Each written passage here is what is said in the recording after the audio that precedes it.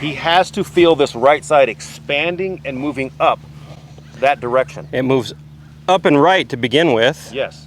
Which creates a little bit of, I can feel this little bit of left bend starting to happen and a lot of expansion in my right side.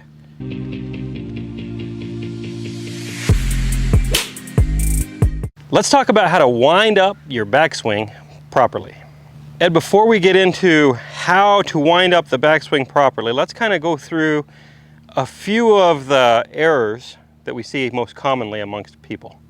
Yeah. Well, a lot of times what we find is people are either simply too static and try to make a dynamic movement from locked in position.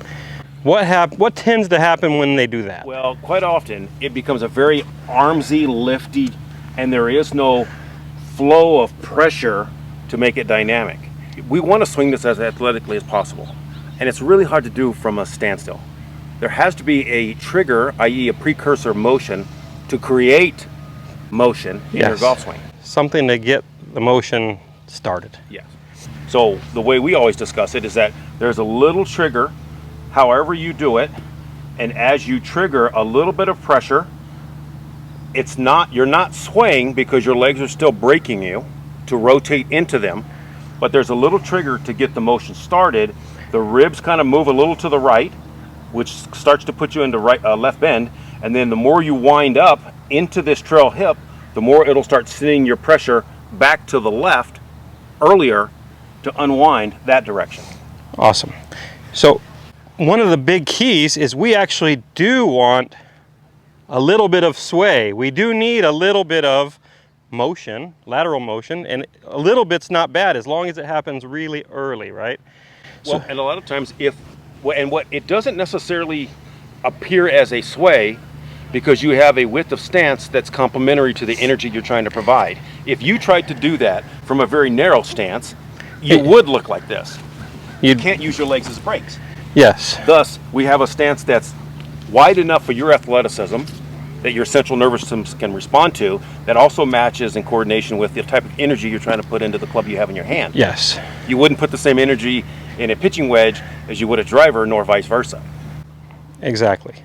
So we've got to have a braking system, but we do want a little bit of momentum that we can convert, so that can be converted into pressure, and then that pressure can then be converted into rotation, which can be sent out into the golf club at some point. Exactly. Awesome. So let's walk everybody through a couple of simple little drills that we can do to learn this. Good. So folks, we're going to use this little elastic band, and Milo's going to put this underneath his left foot and hold it in his right hand. And what you're initially going to see is that he's using this to create a level of resistance so that when he triggers, he has to feel this right side expanding and moving up that direction. It moves up and right to begin with. Yes. Which creates a little bit of, I can feel this little bit of left bend starting to happen and a lot of expansion in my right side. And the other thing that happens is that as he does this, he will start to load the internally into his trail hip.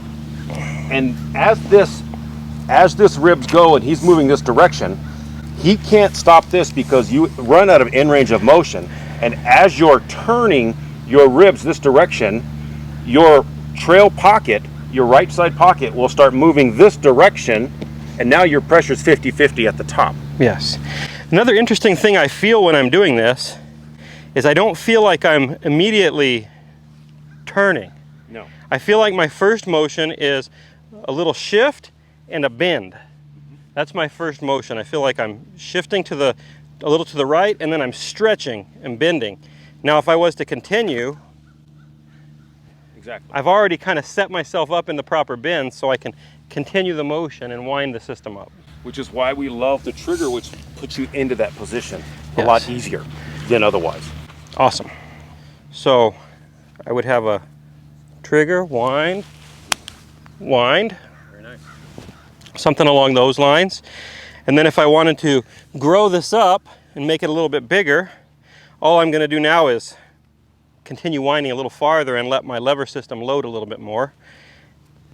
So trigger, wind, unwind. and we've got a golf swing. There you go. So folks, in conclusion, for us to stretch ourselves out appropriately to unwind ourselves into the downswing, we want to feel there's a little trigger.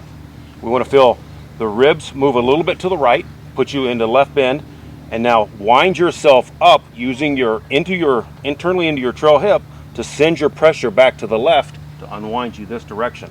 And you should be on your way to starting to be more dynamic in your downswing. So it's as simple as that. Well, let's hope. Well, that definitely gets things lined up correctly. Yeah. So we're not immediately spinning like this and going into right bend. Our first move needs to be a little trigger, a little shift, so we can expand. Basically, we're expanding from my left foot to my right shoulders, getting expanded. Yeah. So we're not straightening the leg, we're not swaying off the ball, we're breaking into that right leg, winding into it, and the better you wind, the more it'll start sending pressure back to the left and you can go on your downswing. Awesome. Well, hopefully you liked this video and you learned something. If you did, hit the like and subscribe button. Come visit us at milolinesgolf.com where we can help you learn to swing more like an athlete and you can get the individual help you need.